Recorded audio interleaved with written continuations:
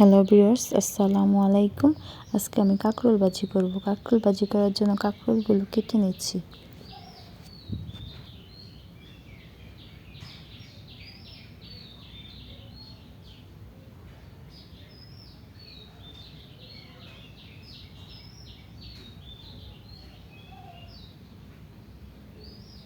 কাঁকরোলগুলো কাটা হয়ে গেলে সাথে কেটে নিচ্ছি কাঁচামরিচ, পেঁয়াজ।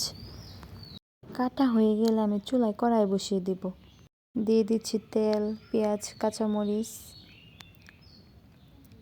একটু নেড়ে চেড়ে নেব,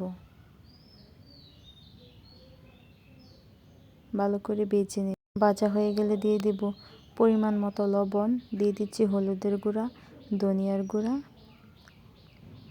দিয়ে মিশিয়ে নেব। এখন দিয়ে দিচ্ছি কাঁকরোলগুলো।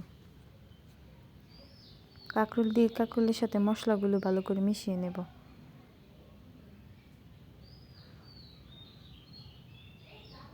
মিশানো হয়ে গেলে দিয়ে দিচ্ছি একটু পানি সিদ্ধ হওয়ার জন্য। এখন আমি ঢাকনা দিয়ে ঢেকে দেব। ঢাকনা খুলে একটু নেড়ে চেড়ে দেব।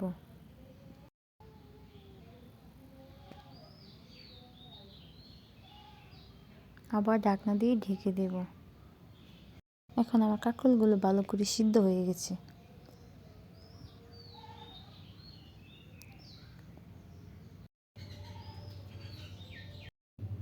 ভাজিটা আমার এখন হয়ে গেছে। এখন আমি চুলা থেকে নামিয়ে নেব। এই ছিল আজকের ভিডিও। সবাই ভালো থাকবেন, সুস্থ থাকবেন।